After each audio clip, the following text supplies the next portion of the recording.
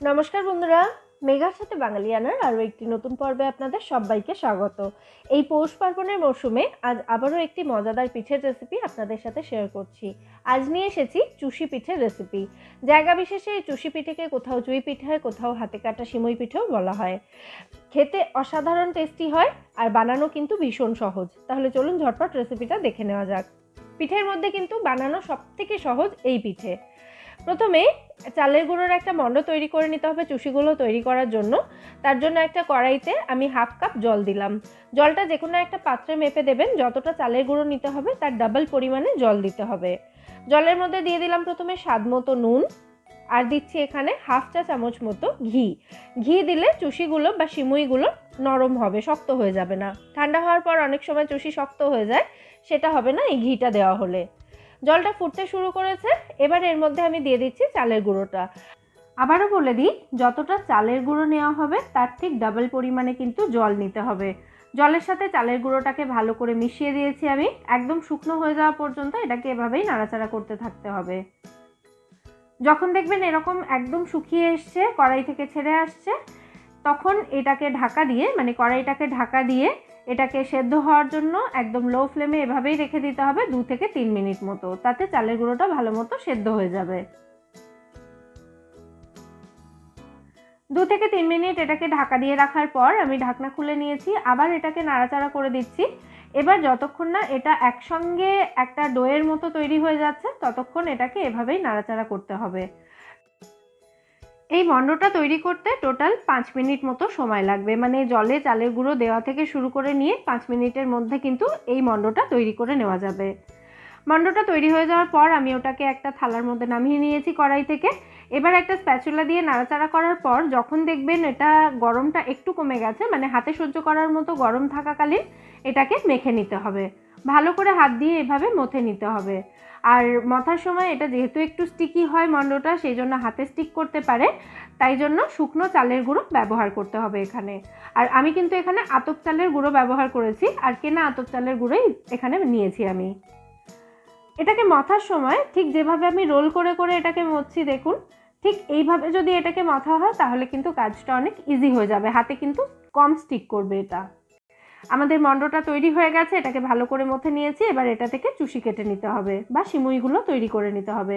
প্রথমে আমি হাত দিয়ে কিভাবে তৈরি করতে হয় সেটা দেখিয়ে দিচ্ছি। হাতের তালুর মধ্যে নিয়ে এভাবে ছোট ছোট পার্টগুলোকে লম্বা করে পাকিয়ে নিলেই কিন্তু দেখবেন এই সিমুইগুলো রেডি হয়ে যাবে। ঠিক যেমন আমি দেখাচ্ছি ভিডিওতে, সেইভাবে করে নিলেই কিন্তু হবে। আর মাঝে মধ্যে হাতে একটু চালের গুঁড়ো মাখিয়ে নেবেন, তাতে এটা হাতে কোনোভাবেই স্টিক করবে না। একটু সময় সাপেক্ষ এটা, কিন্তু কাজটা ভীষণই সহজ। এই চুষি বা সিমুইগুলো আমি হাত দিয়ে তৈরি করে নিয়েছি। এর মধ্যে একটু চালের গুঁড়ো মাখিয়ে রাখছি যাতে এগুলো একে অপরের সঙ্গে স্টিক না করে যায়।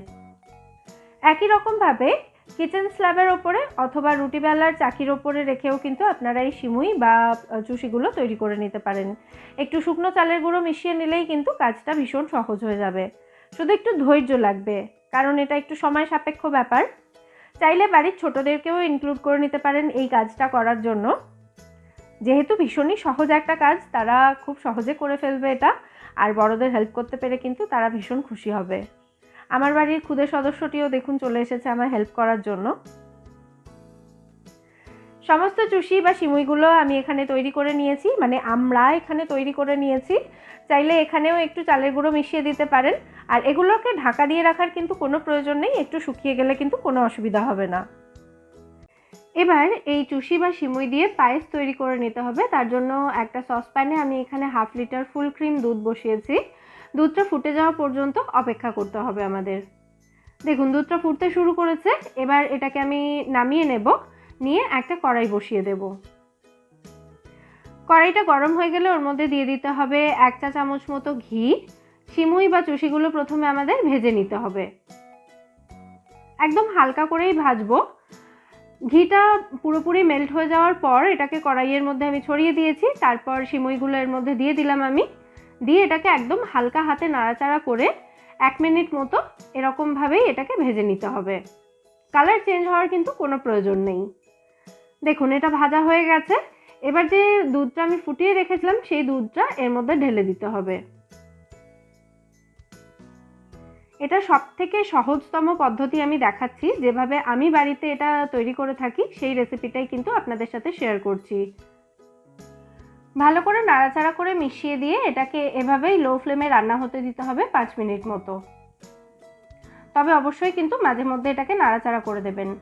5 মিনিট পর দেখুন দুধটা অনেকটাই ঘন হয়ে গেছে এখন, তার কারণ এই যে সিমুইগুলো এগুলো চালের গুঁড়ো দিয়ে তৈরি করা ছিল, সেই জন্য এটা ফোটার সময় কিন্তু দুধটা অনেকটাই ঘন হয়ে গেছে। আমি দুধটাকে আর ঘন করব না, এবার এর মধ্যে দিয়ে দিচ্ছি আমি স্বাদ মতো মিষ্টি। আর মিষ্টির জন্য আমি এখানে খেজুরের গুড় ব্যবহার করেছি, আমি লিকুইড গুড় দিয়েছি, আপনারা এখানে পাটালি গুড় বা চিনিও ব্যবহার করতে পারেন। পাটালি দিলে পাটালিটা গ্রেট করে দেবেন, তাতে তাড়াতাড়ি মেল্ট হয়ে যাবে পাটালিটা। গুড়টা দেওয়ার পর ভালো করে এটাকে মিশিয়ে নিচ্ছি। যে যেমন মিষ্টি খেতে পছন্দ করেন সেই অনুযায়ী গুড় বা চিনিটা এখানে অ্যাড করে দেবেন। গুড়টা দেওয়ার পর এটাকে আর খুব বেশিক্ষণ রান্না করার প্রয়োজন নেই, গুড়টা ভালো করে মিশে যাওয়া পর্যন্ত রান্না করে নিলেই হবে। দেখুন গুড়টা পায়েসের সঙ্গে খুব ভালোভাবে মিশে গেছে। আমাদের চুষি পিঠা বা চুষির পায়েস এখানে একদম রেডি সার্ভ করার জন্য। এটাকে আমি ঠান্ডা করে নিয়ে তারপর সার্ভ করছি। ঠান্ডা হওয়ার পর দেখুন এটা কিন্তু আগের থেকে আরও একটু ঘন হয়ে গেছে, দেখে বুঝতে পারছেন আশা করি। এবার এটাকে আমি সার্ভ করে দিচ্ছি। তাহলে দেখলেন কত সহজে তৈরি হয়ে গেল চুই পিঠা বা চুষি পিঠা।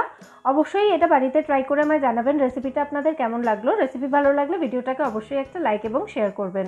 ফিরে আসবো নতুন কোনো রেসিপি নিয়ে। সবাই সুস্থ থাকবেন, ভালো থাকবেন এবং সবাইকে খুব ভালো রাখবেন।